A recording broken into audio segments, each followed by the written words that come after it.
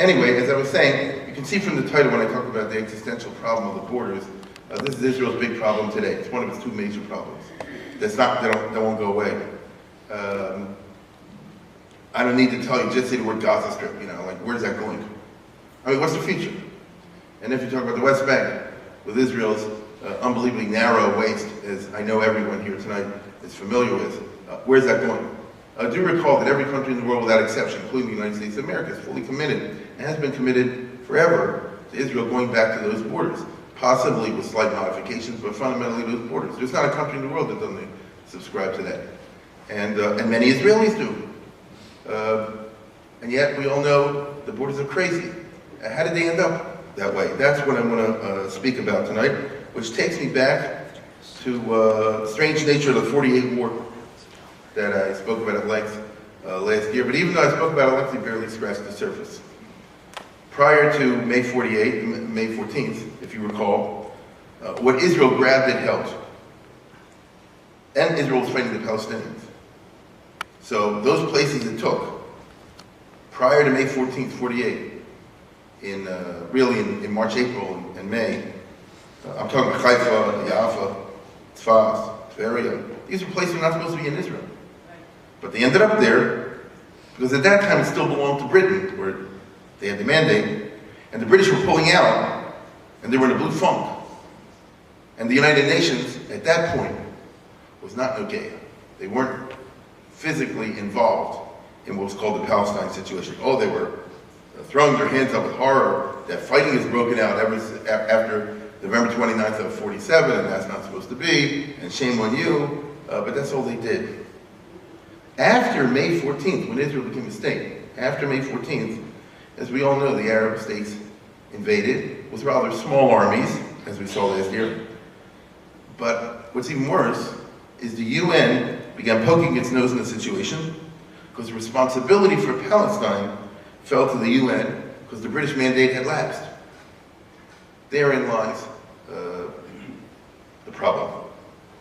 As soon as Israel proclaimed independence and the Arabs invaded, that was on May 14th, May 15th of 1948, the United Nations immediately appointed Count Bernadette. Here we go. As the official mediator, not that the Israelis or the Arabs asked for it. The United Nations, this is what we're doing, who immediately sought to make Israel withdraw from its conquest to go back to the partition lines. He was also committed very strongly to bringing the Arab refugees back, whom the Israelis had expelled, as we saw this year, from places like Haifa and Jaffa and places and so forth. And Bernadette was very strongly supported in May and June and July of 48 by the State Department and by the British Foreign Office. The new Israeli state, therefore, had to deal with two battles. Militarily, they had to fight off the Arab attacks. But politically, they also had to fight off the political attacks of the UN, and this was no joke, because the pressure did not go away. And really, from the time around May 20th, May 21st, 22nd, Bernadette showed up in Tel Aviv, and already then, this is the very, very beginning of Israel. This is when the Arab Legion and the Egyptian army, they're all moving in, and the situation was militarily very desperate. And he was saying at that time, you have to commit yourselves and then implement to bring back all the refugees, all the Arabs that came, that left. And second of all, you have to commit yourself to pulling out from any territory like Sfat, for example, that you've acquired, because you have to stick with the partition lines, even though they're very tiny, as we know. And Bernadette was killed in September by Jews, but it was picked up by his deputy, Ralph Bunche, the famous black American who won the Nobel Prize for eventually pushing the Jews and the Arabs to sign armistice agreements in 49, and that's good and it's bad. And he was a little more diplomatic than Bernadette was, who was very threatening all the time. And he says, I'm going to have the world declare a boycott on you and sanctions and this and that and the other. He was really a tough character. Bunche was more diplomatic, but he represented successfully, I'm sorry to say, the UN position, which was Israel cannot take over Israel. And they have to, make this concession and that concession. They have to give back land. They have to take back refugees, the whole business. And so the point I'm trying to make is that all during 1948 and 49, during the entire period of the war, Israel was under pressure from the UN, from England, and from America not to take Arab land. Anytime I can't stress this too much. The window of opportunity was prior to May 48 and maybe a week or 10 days after May 14th. That's really, if you study it closely. After that, nothing was open for discussion. And anything that Israel did take, as you know, they did beyond the partition line, they really were pressured to tremendously give it back. And if they didn't give it back, they certainly can't take more. It was really rough. In spite of this, the Jews did conquer some Arab land. Notice, by the way, the Palestinians were not part of the discussion. They were completely sidelined by the Arab states who had invaded Palestine. The utter defeat of the Palestinians in the earlier fighting, in other words, you remember this, I know just about everybody that I'm looking at was here last year. As far as the Palestinians are concerned, they were completely defeated in March, April, and May of 48. The Haganah, the Palmach, and all this had gone on the offensive, and they couldn't stop them. I mean, if it was just them, the Jews would fairly easily take over the whole of Eretz Yisrael.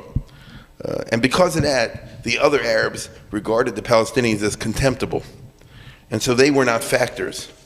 But the other Arab states, they had to be negotiated with when it came to deciding which lands that the Jews would take.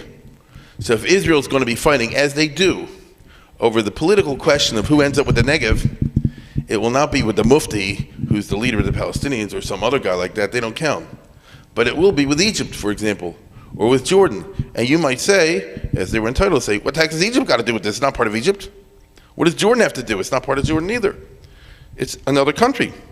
In spite of that fact, there was big pressure, the Arab states and the UN, which was, as I said, at this particular moment, under the unfriendly influence of the British Foreign Office and the US State Department, that's what it was,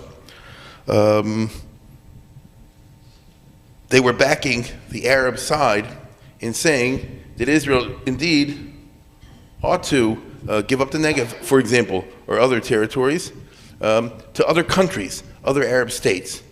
I know you've probably never heard of these guys. That's my point. This guy was, but they weren't unimportant. This guy was the #1 bureaucrat in the British Foreign Office, and this guy at that time was the Undersecretary of State. He was the #1 bureaucrat in the State Department. The faceless people that most people have never heard of are the ones that actually do most of the work and had the influence at this particular time. There is a difference between up to November of 48 and afterwards, because there was an election going on in America.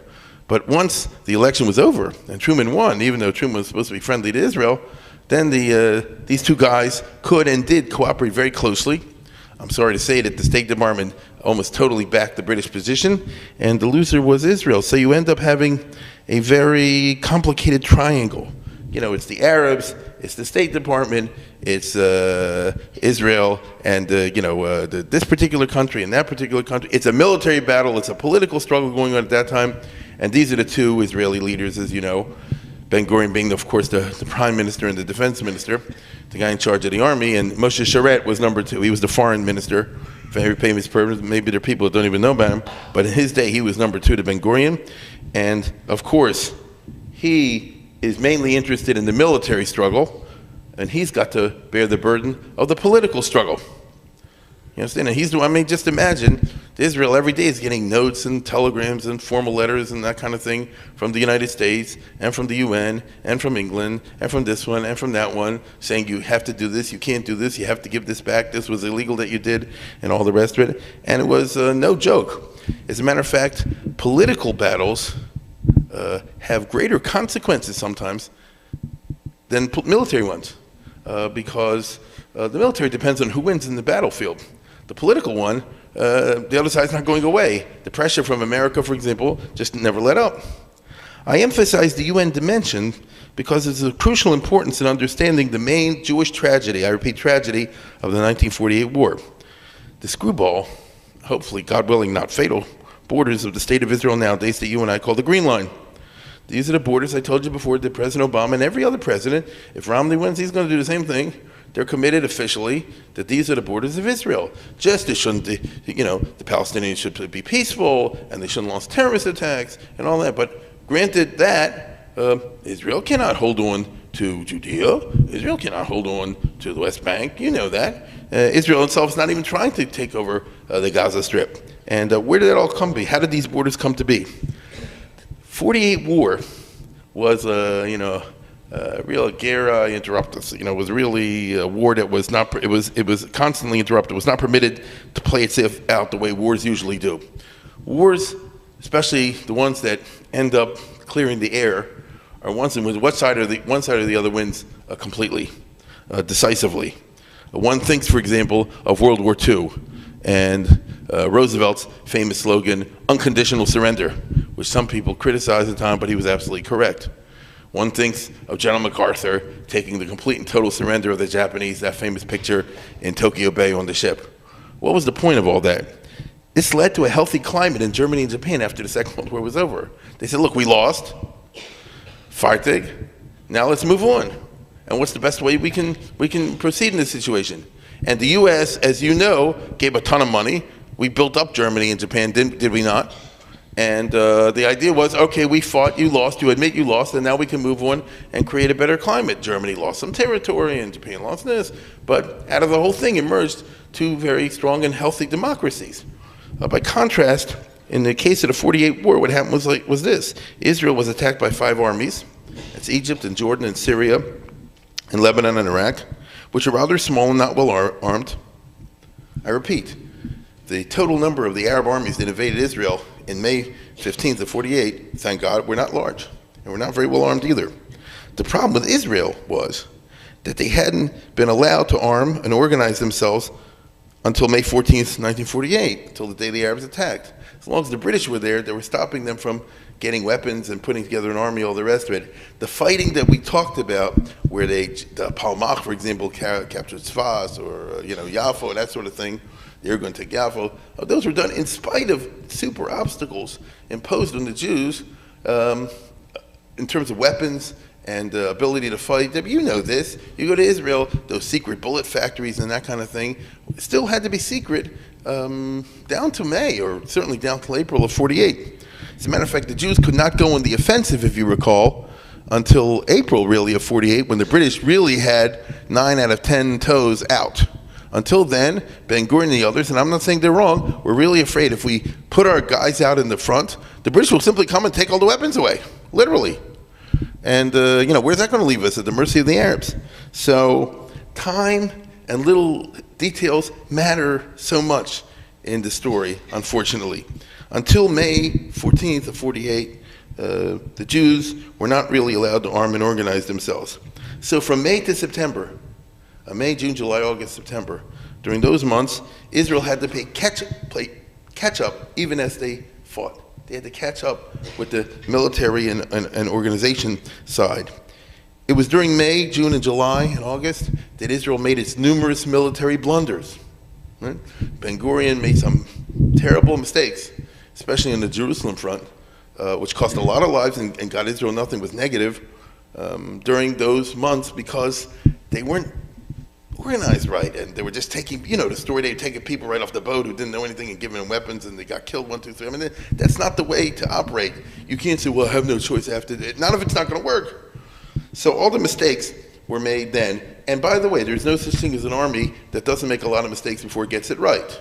They had to go through a period of learning what to do right and what's wrong. But remember those months, May, June, July, August, September.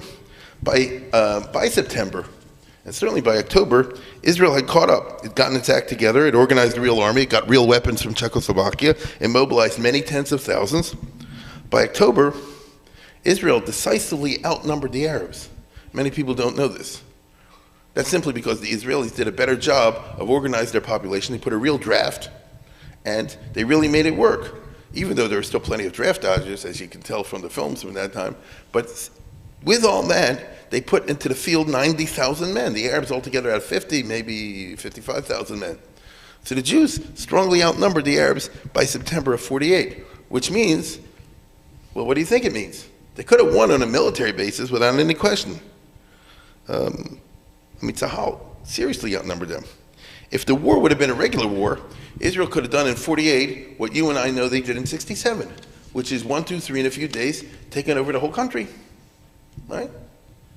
Think of the following fact, as I'll be speaking about in a minute. Here's the Jordanian army, the Arab Legion, holding the West Bank, as we call it today, as they call it, in 48. How big is the entire Arab Legion? 8,000 men, 7,500. 7,500. They don't have any airplanes, and the Jews have airplanes. They don't have any tanks, and the Jews have tanks. They don't have any big artillery, and the Jews by September, October started to get big artillery. You tell me who's going to win. It's not even a contest. Of course, if they would take over the West Bank, there's the problem of the very large Palestinian population. But the top Israeli general, and there's no question that Yigal Allon was the most successful and impressive by far Israeli general in the 48 war. A lot of these generals were bad. They made a lot of mistakes. They were no good. Again, that's what happens in the history of beginning of countries when they begin. If you know anything at all, for example, about the American Revolution, the majority of American generals were real boobs. And George Washington was not that great either when it gets down to being a general. This is what happens. So Israel was lucky that they had a guy like Allon, and he was confident that he could kick out all the Arabs across the river into the kingdom of Jordan. You understand what I'm saying? He said, you leave it to me, we will take over, we will physically conquer what we call the West Bank, and we will drive, he says, I will do it. We will compel all the Arabs to go into Jordan. And he had done this in April and May of 48 in the Eastern Galilee, if anybody recalls that from last year. This is Yigal Allon I'm talking about, who was the commander of the Palmach. And in April and May, just before Israel became a state, they had all this fighting up in the north. I'm talking about in the area of Tiberia and Sfat. So that's the eastern side of the Galil, the one facing Jordan. And although the Jews were outnumbered, etc., but he, as I said before, he was a very good general. And they totally defeated all the Arab forces in the eastern Galilee, plus they expelled all these Arabs, Allon did, into Jordan and into Syria, and some into Lebanon. It's very interesting. Yigal Allon was the only general born in Israel. He grew up among the Arabs in the Galil, and therefore he understood that it's not possible to have any peace with them. That's a funny thing. He says, you, Ben Gurion, these other guys, you have dreams. You don't know what the reality is. I know what the reality is, and it's, war is rough. He burned whole villages, destroyed entire settlements. I'm not talking about killing people. I'm saying you kick the people and then destroy all the areas, and all the Arabs witnessed this from the other side of the Jordan, because you know and I know when you go up to that area, you can see cross into Jordan, and guess what? They can see into Israel. And this is what he did. He says, I will do the same thing in the entire West Bank. But what he didn't understand was the political side. He was speaking as a military general from the professional military aspect, and the international climate by then was definitely opposed to expelling Arabs after May. As I said before, once the state of Israel became a state, and once Bernadotte and these other guys got in there, then it became politically incorrect. You understand? Now, it didn't do any good for Israel to say, hey, they want to kick us into the sea, so why can't I kick them across the river? But that doesn't work anymore after May of 48. And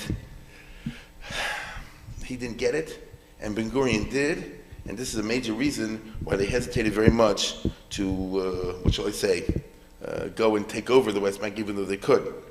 Count Bernadotte, had demanded the return of the expelled Palestinians, I told you, right away in May, and the demand did not go away. So Ben Gurion, therefore, and Moshe Sharett were both afraid to expel. Remember, Israel in 1948 was the darling of the liberals. The main supporters in the world of Israel in 1948 was the left, not the right. And they saw Israel as a completely democratic and very tolerant kind of state.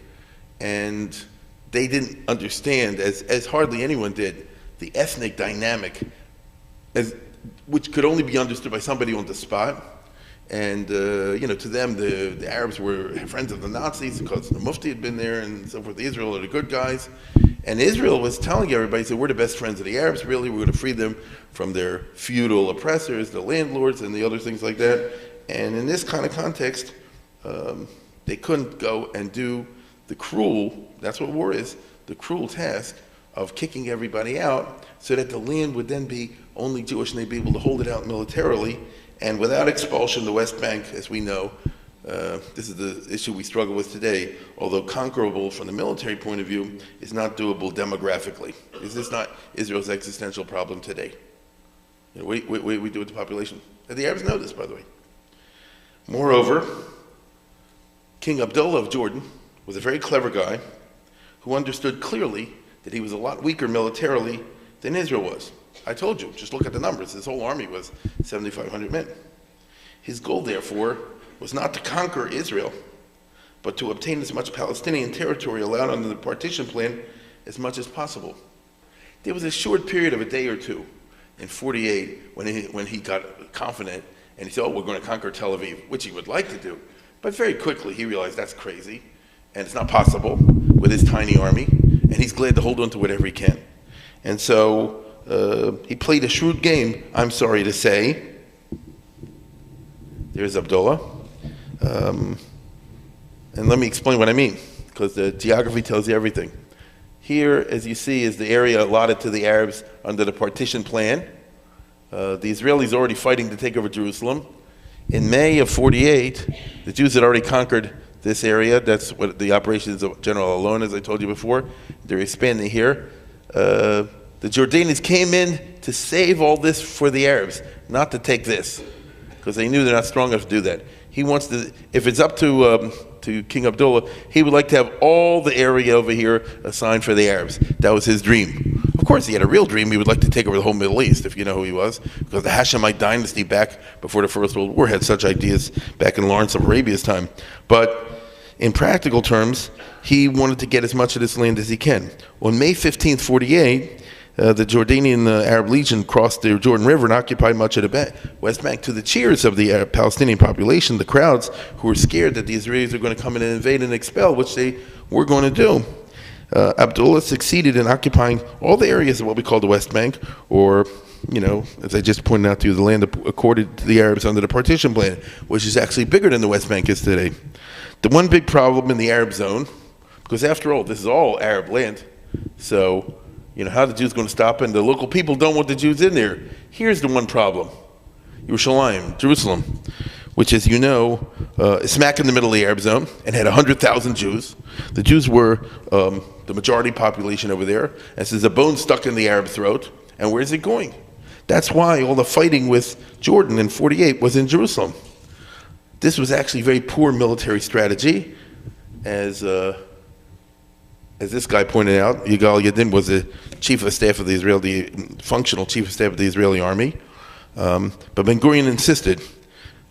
Now, Yadin was as close as you get to a professional soldier in Israel at that time.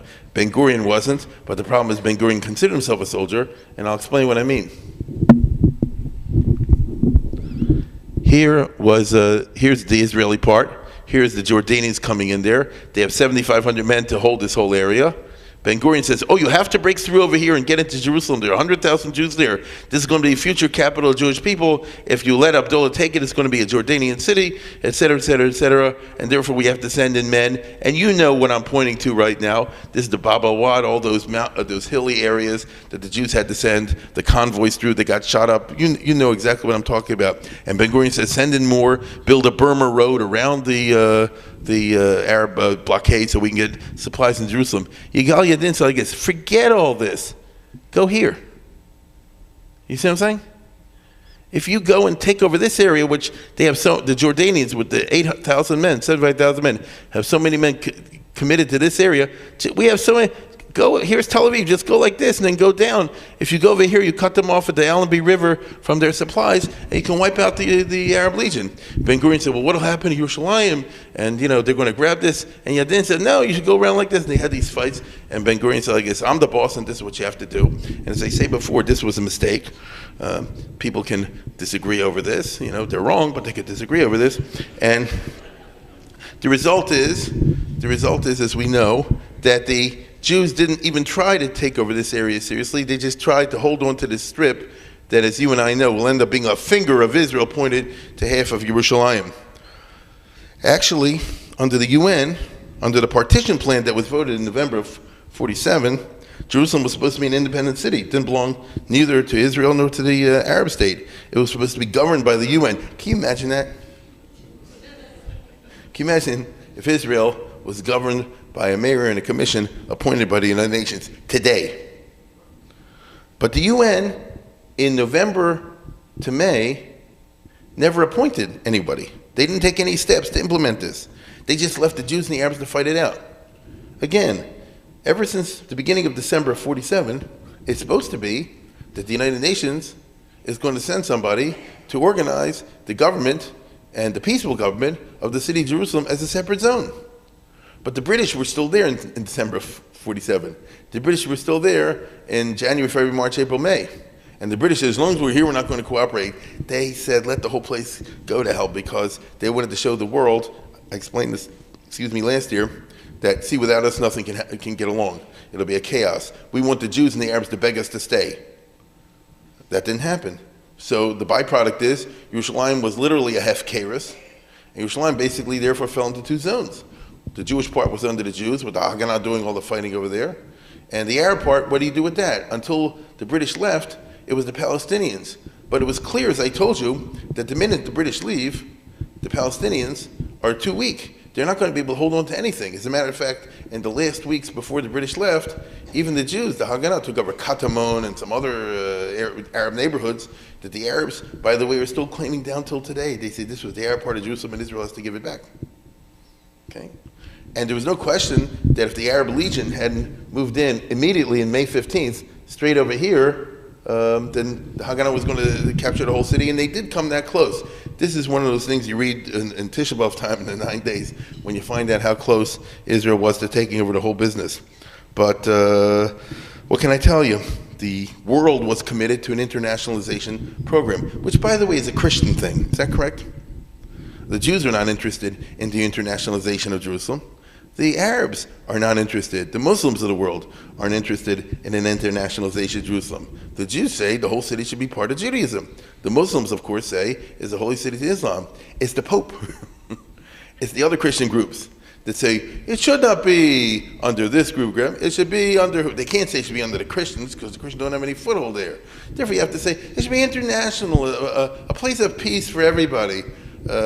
Seriously, can you imagine today Yerushalayim, which has enough trouble even under the current government, okay? Yerushalayim has enough, there's enough there to make wars among the Jews, as we know, let alone with the Jews and the Arabs. And there would be somebody from the United Nations appointed by Libya or Besu to be in charge over there. That would really be a game.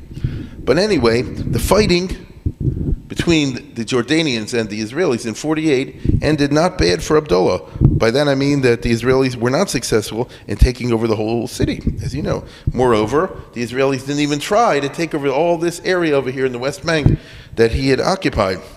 Abdullah was smart. He saw the balance of power. He realized that the odds are very much against him, and therefore he wanted to stop the war right then, because he had gained the maximum possible. Right? He said, I'm done. I took over what I want. We're done. Let's make peace, or armistice, or something like that. In spite of that, the so-called Arab Street forced him to join the second round of fighting in July. In other words, I'll recall for you very briefly the sequence of events. In May 14th, Israel proclaimed the state. May 15th, they're invaded by the Arabs. And for the next 3 weeks is a war. And then the United Nations, Bernadotte, forced both sides, or he pressured both sides, to agree to a ceasefire, which started on June 10th. So it's less than a month, right? Israel became a state on May 14th, and already before June 14th, already on June 10th, was the UN ceasefire for 1 month. For a month. It was supposed to be that neither side would arm during that month, but of course they did. And that means that on July 10th, the ceasefire is over. Already during that month, the UN and the British and the others were pressuring both sides keep the ceasefire up. After all, Israel was very small.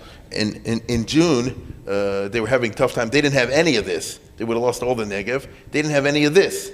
So really what you see over here, this and this, which is small, that was the totality of Medinat Israel, and that's what the British wanted. That's what the enemies of the Jews wanted. Let it be a tiny state, not viable, with impossible borders and all the rest of it. And they tried to persuade the Arabs. Habseichel realized that you have a good thing going for you. But the Arabs could not do that. The mobs on the street were so heated up for a war they couldn't believe, they believed their own propaganda. They couldn't believe their armies hadn't wiped out the Jews. It must only be because of some special protection that the Americans, the British are giving them, which is all a lie, of course. And therefore, they said, as soon as the ceasefire is over, we have to resume the fighting. And Egypt and Jordan, all these countries had to do it. Abdullah didn't want to do it at all. He said it's crazy. But the mobs were carrying on in the streets, so he had no choice. Against his will, he joined the second round of fighting. What happened is that it's supposed to end on July 10th, but both sides are ready a day or two before, and Israel launched a series of offensives to add some territory.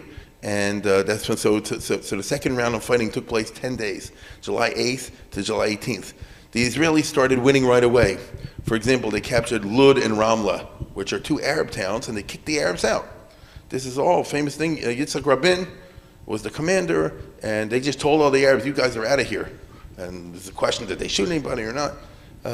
These were territories that King Abdullah was banging his head. He says, you idiots, if we hadn't had a second round of fighting, this is an area that we already had won. All we're doing is losing.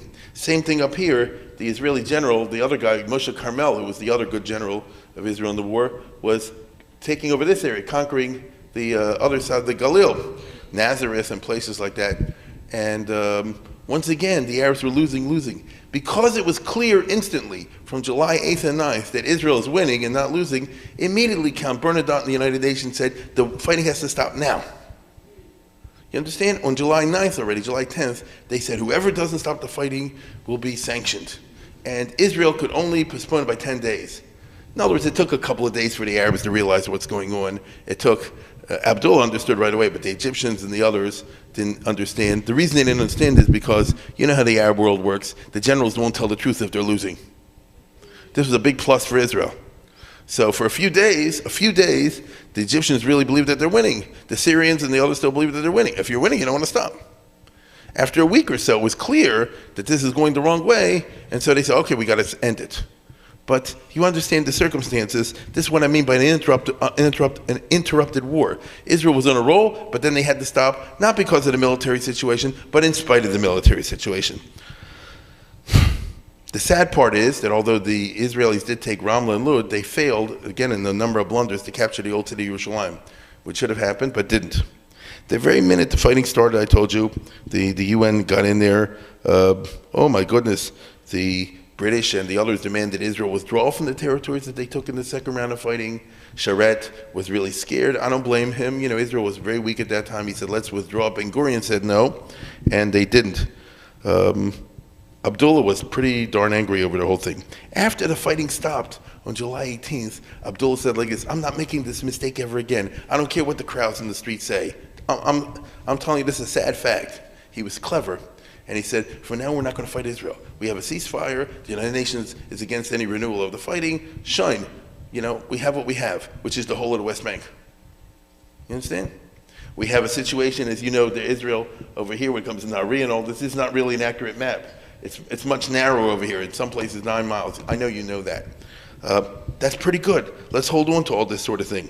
And Abdullah basically said, we're not going to get involved in the war. Instead, he concentrated very cleverly on consolidating his hold on the West Bank, displacing his hated foe, the Grand Mufti of Jerusalem. There you go. The Mufti, of course, was the leader of the Palestinians. Mufti was the guy who was the buddy of Hitler. Abdullah was the buddy of the British. Now, that for opportunistic reasons, but nevertheless, he was the buddy of the British. These guys hated each other more than well, let's put it this way. Abdullah hated him more than he hated Israel, by far. I mean, he said so. It's not a secret. He said, I hate this guy more than I hate Israel, which is one of the reasons that he eventually got him killed. This is the Middle East, my friends. It's true. No, wait a second. Who is the leader of the Palestinians? Well, he's the leader of the Palestinians. What happened to the Palestinian state? It didn't happen. What happened to it? He immediately, as soon as the fighting was over, said, yes, I'm going to be the leader of the Palestinians. Now, he's not a Palestinian. He said, yes, I am. My army is the one that saved them. Jordan is adjacent to Palestine. I'm the only one that can rely on. I'm the smartest guy anyway, et cetera, et cetera. And he used his political and military influence to have what they call the Jericho Congress. All the delegates, he handpicked them, from the different Arab tribes and different Arab groups among the Palestinians, got together and they declared him to be the king of Palestine. Okay, that's what happened. And Jordan, ever since then, is claimed to be, until recently, it's claimed to be Jordan plus Palestine. They changed their name. They used to be Transjordan was the name of the country. And it says not Transjordan anymore, because not only the territory on the other side of Jordan, now it's called Jordan. As you know, the whole world calls them Jordan. The Palestinians, till this day, are very bitter over this. They said he stifled the Palestinian state in 1948, which is true. And that was good for Israel as far as the Palestinian issue is concerned. But Israel, I'm talking in a larger issue, which is the issue of the borders. I go into such detail over here because these events determined Israel's final borders on the so-called West Bank. These borders were not thought out. They did not reflect any kind of natural frontier. We're not talking about a river or a valley or a mountain or something like that. They simply happened to be where the fighting ended on July 18th, 1948. If on that day Tzahal was holding half a village, then half the village ended up in Israel and half in Jordan, which is nuts. That's not the way you do it. But we've only just begun. It gets more complicated. After the fighting stopped on July 18th, Bernadotte made a full court press to force Israel to return the Palestinians, return the land just captured, give Jerusalem, which is supposed to be an international city and had a majority Jewish population. Bernadotte, in his capacity as the United Nations mediator, said, I have a great idea. Give Jerusalem to Abdullah to be the capital of Jordan. And finally, to agree on the following swap. On the following swap. Israel, he said, let's see now, this should go to Abdullah. See what I'm pointing up here, the Western Galilee, which Israel under General Carmel had just captured? Israel can keep this, but they should give up all of this, right? They can keep this part, but they should give up the Negev, the whole of the Negev. The Negev should go to Abdullah. Interesting concepts of mediation. The answer, of course, is that Count Bernadotte, for certain reasons, was very pro-British. He was very scared of Russia. He wanted to facilitate the British in their policies. He thought he's doing a favor to to everybody in general. And if Israel loses land, the heck with it. The point is that he was anti-Israel and pro-British, and therefore pro-German. And in this environment, he was looked as a hero by the world, a prince of peace. He was backed by the British Foreign Office. He was backed by the State Department of General Marshall, because that's who Secretary of that state was at that time. He was backed by the liberal press around the world, because they thought, this is the man bringing peace to a war-torn land. You know how it goes. There was a good chance that Israel's part of Palestine would be shrunk, that they would lose the Negev, as I said before. There was certainly no chance that Israel could expand in this environment, which is why, on September 17th, Bernadotte was shot by the Stern Gang. Okay, this is why they did it. Now, I'm not saying it's a good idea to assassination, but this is the historical reason why it happened. At that point, it's very interesting. The world was shocked and agog. Israel had to demonstrate that they hadn't done it. Ben Gurion responded in his way by cracking down in the sense of arresting the assassins, who were arrested, but it was a joke, because the assassins were given light sentences and soon released, which has made Sweden anti-Israel ever since. And I don't blame them from their point of view. Understand? But what happened was they arrested the Stern Gang guys, and the Stern Gang said to Ben Gurion, so you want a civil war?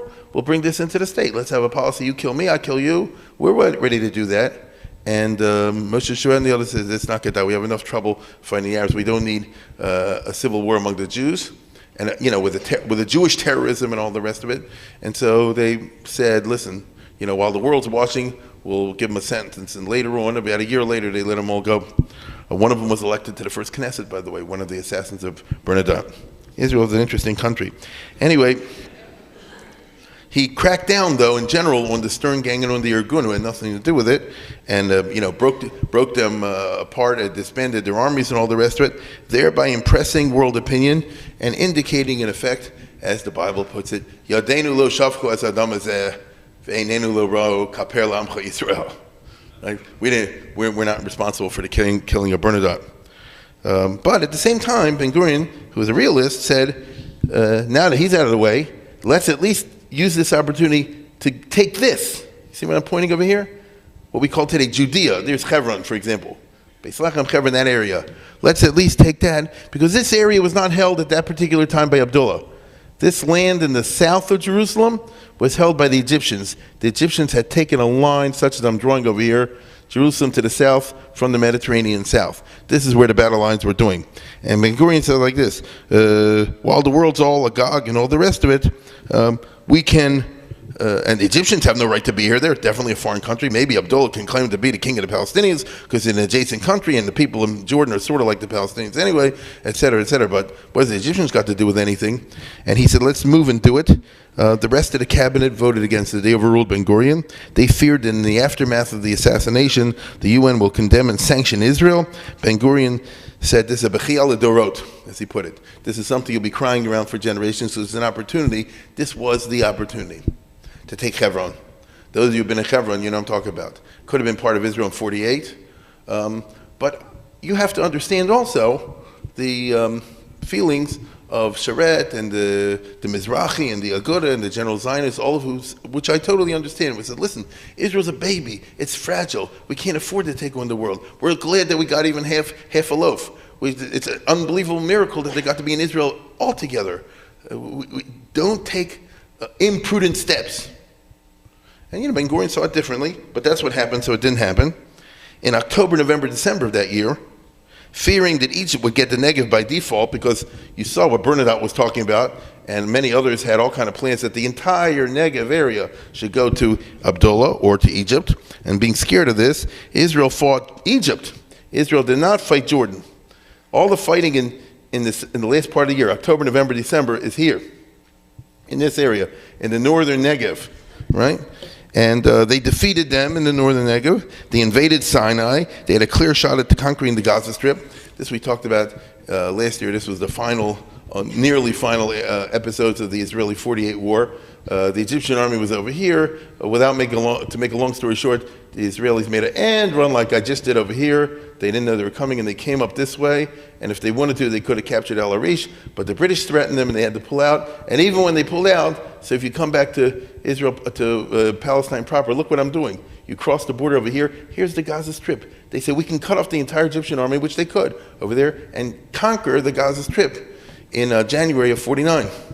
Yigal Allon and Yitzhak Rabin were the commanders over there, and they were begging, just give us the permission, give us a few days. But unfortunately, my friends, we're talking about after November 4th, 1948. So the election was over in America. And so the State Department didn't have to play nice. And so what happened was, at that point, our two friends over here again, the heads of the bureaucrats in charge of the foreign ministries, they said, if Israel takes the Gaza Strip, we will either go to war with them or we'll cut off all aid for them, we'll do something very bad to them. Truman sent a famous letter to Ben-Gurion in which he said we'll have to reassess our relationship with Israel. There's a famous American ambassador, James MacDonald, who was a great friend of Israel and was a great friend of the Jewish people. But he was an ambassador, so he has to deliver the message. He goes to see Ben-Gurion in January of 49. Ben-Gurion's not in Jerusalem, he's up in Tiberia. And MacDonald said, I'll drive to Tiberia. And they go over there, and here's a letter from Truman, you have to pull out. And Ben-Gurion, on this occasion, although if you ask me, I know, hindsight is 20/20. I don't think he really had to listen to this, but he did. And he said, all right, we're pulling out.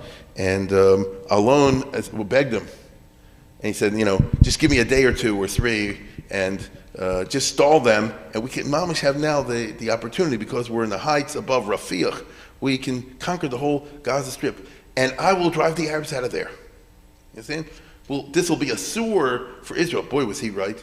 And this way it won't be. And Ben-Gurion said, you have to leave now. You understand? It's also true that at this very point, Egypt, when all else fails, said, okay, if Israel doesn't go into the Gaza Strip, then we agreed to negotiate an armistice with them. And Moshe Sharet and the others, and Ben-Gurion also said, wow, we have a chance for an actual peace treaty with an Arab country. Wow, this is worth almost anything. Now, they were wrong about that, at least that's my thesis, but that's what they thought. Because Israel should have conquered the Gaza Strip and then said, now let's talk, but that's not what they did. Ben-Gurion and Sharet really were so dazzled by the prospect they might get a genuine peace treaty with Egypt that they agreed to stop the fighting, losing Israel's sole chance, as I told you before, of taking over the Gaza Strip and expelling the people there. The result was the armistice signed in Rhodes, which left the Gaza Strip in the hands of Egypt. As you know, this was the great achievement that got Ralph Bunche, the the Nobel Prize, but it cost Israel the Gaza Strip. And I think everybody in the world today, besides the Arabs, sees what a problem it is. Just, I mean, it's really sad if you can imagine Israel in which Gaza was part of Israel. We don't have all that. It's just sad even to think about it. And by the way, where's that going? It's 1 million people now. It's 2 million people tomorrow. It's 3 million people. You can't keep 3 million people in the Gaza Strip. You understand? These are not little issues over here. These are existential ones. Anyway, the result was that you had the armistice that was signed in Rhodes. Ben-Gurion figured, let's go back here for a second. Yeah. Ben-Gurion figured, okay, we won't take the Gaza Strip, but we get the southern Negev. This was up for debate. Even when they signed the armistice, it wasn't clear what's going to happen, and the Israeli army went and occupied all the way down to Eilat. They said, oh, look, we got the Negev. So they figured like this, yeah, we lost the Gaza Strip, that's a bummer, but we got the Negev, and that's a big deal, and we come out ahead of the game. And I totally understand that kind of thinking, but it wasn't a good idea, as we all know.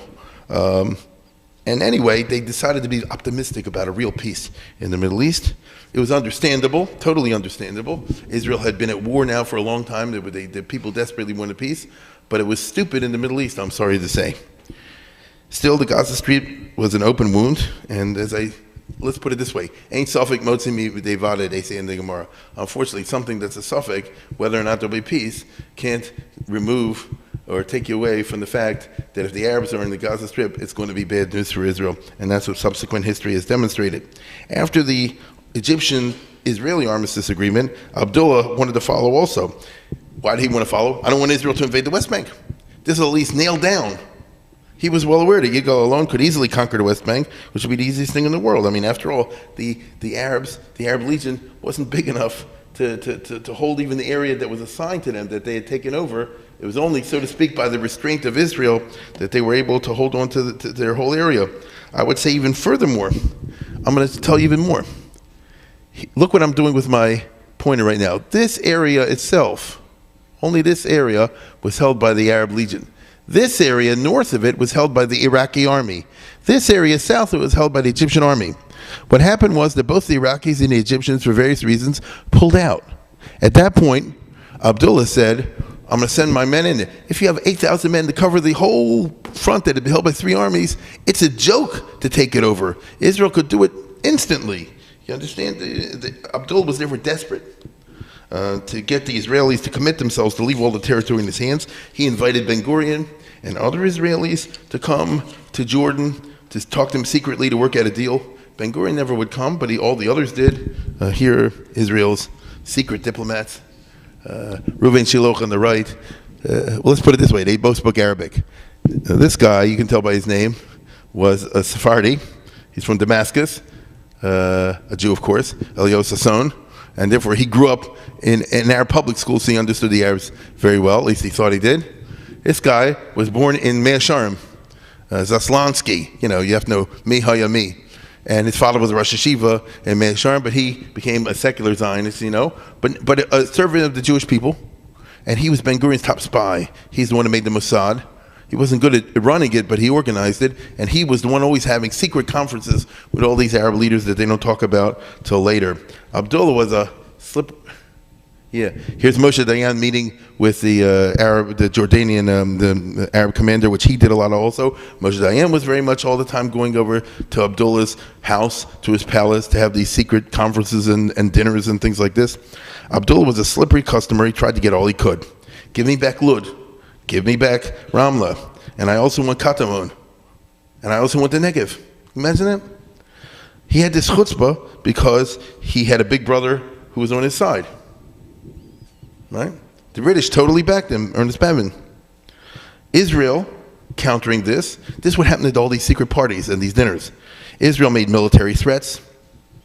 If you don't give in, we'll attack you. They moved the army brigades around here and there very publicly.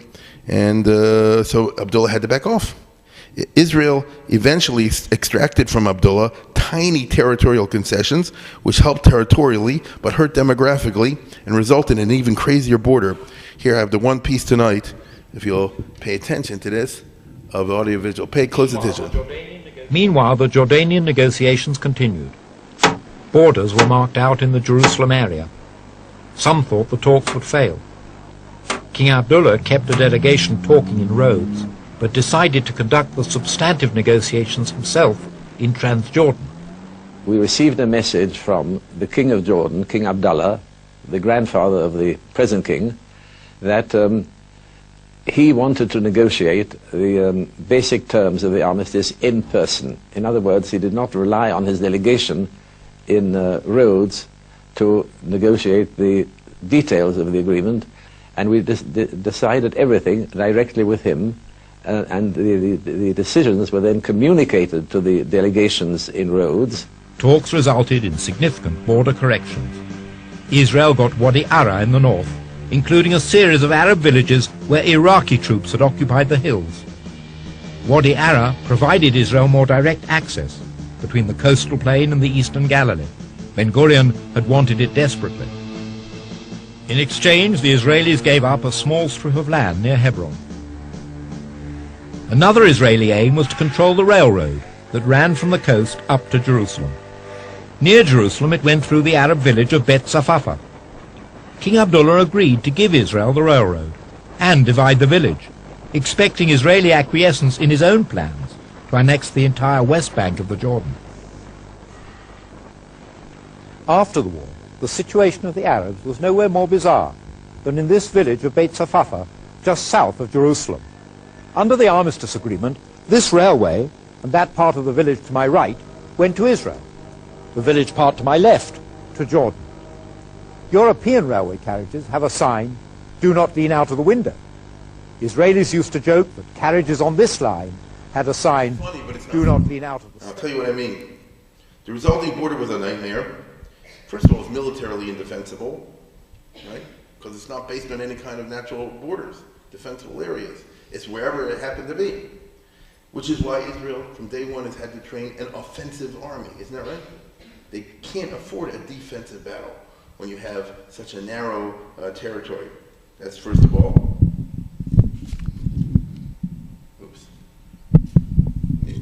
This map is not even so accurate because it makes it look like it's wide over here. In some of these areas, it's 9 miles wide, so it's nothing. Okay? So you can't have a defense in which, let's say, the Iraqi army comes to Jordan and they come all attack over here, they can break Israel in half.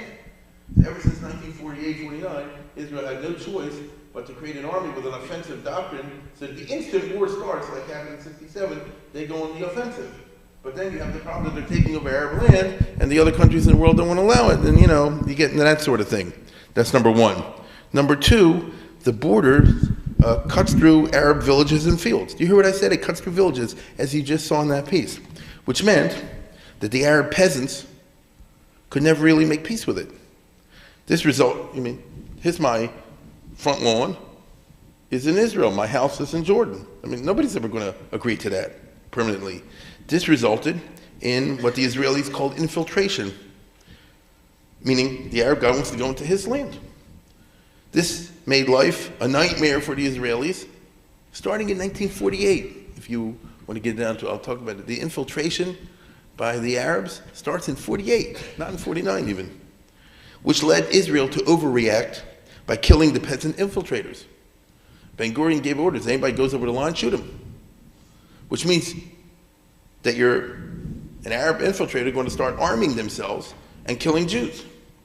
Which means that these type of guys are going to have to develop a doctrine, which says, every time they kill one of us, you have to go in and blow up one of their villages and kill 20 of them. That's the only language they understand.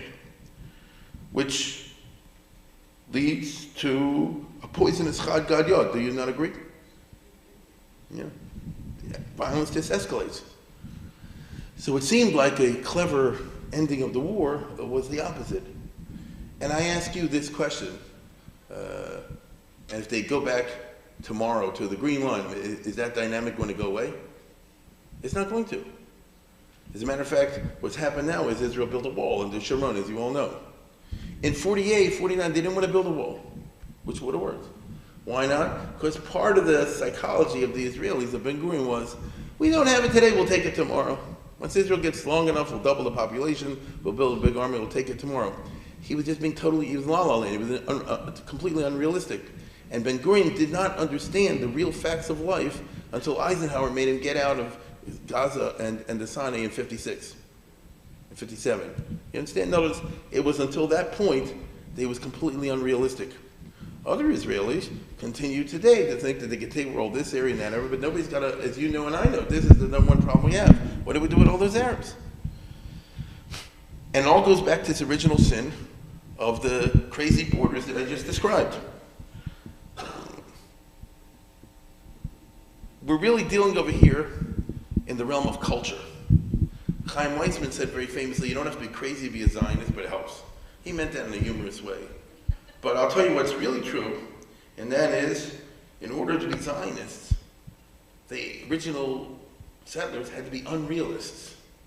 They had to create their own version of reality. I mean, they had to. I'm not saying this to be clever. They had to. They had to be fantasists. They had to create their own Arab reality. Because if they looked at the real Arab reality, it's an impossible situation. And why would anybody even start to make kibbutz in the middle of the Ganya or someplace, right in the middle of all these Arabs? You understand? Unless you create your own narrative, your own reality, you have to believe. You have to believe. This is how they did. The Arabs will really accept us once we show how good we are, how it's in their interest to be friends with us. The alternative is too awful to contemplate. And so it has to be that the Arabs don't like us because we represented a progressive force in the Middle East, and the Arab landlords resent the fact that Jews have labor unions and they raise the dignity of the workers, but really we're the best friends of the Arab peasants and all that. It just wasn't true. And certainly the Arabs did not see it that way. They saw the Jews as invaders and intruders, and just as they never gave up on Israel, we're not going to give up. I'm talking about what you all know. The fact that Egypt agreed to negotiate under dire necessity at armistice, the fact that Abdullah agreed to negotiate, invited them for secret dinners under the most dire necessity, led the Israeli leaders in 49 to believe that despite all the screaming in the Arab world about a second round, because the Arabs said, we lost the first round, but we're going to get ready for the second round, in spite of all the protestations against ever agreeing to that fait accompli, which the state of Israel was, deep down they'll be pragmatists. Deep down they'll lead their peoples to a lasting peace, which will make the Mideast look like the Midwest. It's a nice dream. And if you can sell somebody, and it's necessary to make such a speech if you have an Israel bond dinner in America, because that's what the people want to hear. It's necessary to make such a speech if you want to get, people outside to support you. That Israel believes in a better tomorrow. Abba Eban did it better than I can, as you know. But this was delusional. As we I think all sadly know and acknowledge, it was actually culturally condescending. True? I mean, you Arabs, one day you'll see how much better it is with us. The one guy, by the way, back in the 1920s that did not go along with this Arab reality, interestingly, was a Jabotinsky, who has a famous essay where he said, don't underestimate the Arabs, they're not dumb. And they don't like us. I don't blame them for not liking us. If I was an Arab, I wouldn't like us either. And they have an undying enmity, will not go away, and just get used to it. And Israel, if it's going to exist, will have to exist with an iron wall around it. It's a famous speech he did long ago. So this set of attitudes, which said, we don't want to believe this. We want to believe in a better tomorrow. We want to believe in a world in which the Arabs will accept us. We want to believe in a world in which we'll get better borders tomorrow. What can I tell you? This all led the Jewish leaders to make terrible choices in 48 and 49, with which Israel lives today. If you combine that with the optimistic feeling that, the borders will change tomorrow, the opportunity will present itself for us to take it over, and the opportunity did in 1967. But the essential problematic did not go away. I'll just conclude by saying that if you study closely the 67 war, not the 48 war, the 67 war, Yigal Allon and Moshe Dayan were in the Israeli cabinet. Moshe Dayan was the defense minister, and Yigal Allon, the deputy prime minister or something like that. Yigal Allon was from a marginal figure. He didn't have so much power. He said, we're going to have the 67 war, the Tzahal should kick everybody out, let the world scream, but then we can do it. It was Moshe Dayan who said, by that time, he said, no, we can't do it anymore. And if you want to get the world to acquiesce in an Israeli occupation of the West Bank, we have to make the case that we're liberal. I understand both sides of this. I do, just as you do. But I'm sorry to say that history has demonstrated to us that having a country is not a game. Having a country means you make radical choices.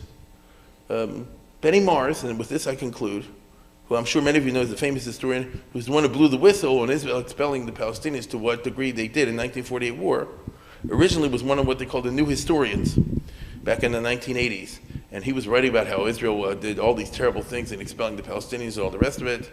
And, Arafat loved him and all the rest. I'm not saying he did it to be pro-Arafat, he was just being a historian. But the Arabs thought this is great, and he's quoted constantly all the rest of them, and so forth. In recent years, I read something about a year, 2, 3 years ago, he said something which to me is elementary, but I guess some of us takes a while to catch up to the elementary facts. He said, looking back, Israel made a mistake in not kicking out all the Arabs in 48. The reason he said it like this: if you kick out nobody, that's one thing. If you kick out everybody, that's one thing. If you kick out half and half, it's the worst of all. Because you're not going to get any credit, you're going to get an undying hatred, and whoever's staying behind is going to be your worst enemy. And I don't blame them to be the worst enemy. So with this I conclude that we've come to our close. I started by saying that we're going to deal with serious subjects, and it is serious subjects. And these are not just matters of little details. These are little details that govern the fundamental Israeli problematic from the security point of view today. That's why I call them Israel's existential security threat. How does this go away? I think as time proceeds, all those who are Zionists are going to have to find themselves religious Zionists in order to to discern a ray of hope in the situation, because the Arabs don't look to me and they don't look to you like they're ever going to acquiesce in anything that I just talked about. And so you're back to the Jabotinsky, Israel has to live within an iron wall. Many Jews in Israel, I don't blame them, don't like to hear that. After all, my son is not in the Israeli army, but their son is. I totally get it. And many people say, Ha'la'olam, ha'lanetzach te'achal cherev. Will the sword go on forever? The sad, honest fact is, looks like the sword will go on forever. I mean, nobody knows what the future is, obviously, and all kind of things are possible, especially in the Middle East. But you don't look for any kind of Hollywood ending on this kind of phenomenon. I'm able to speak to you in this very direct way because I know you know me, and in this form we can do so. This is not necessarily a speech I'll give everywhere else, but let us at least walk away tonight, looking reality in the face, but remembering that we are Jews, and that means we always live with hope. And history has proved many times that which seems impossible turns out to have surprising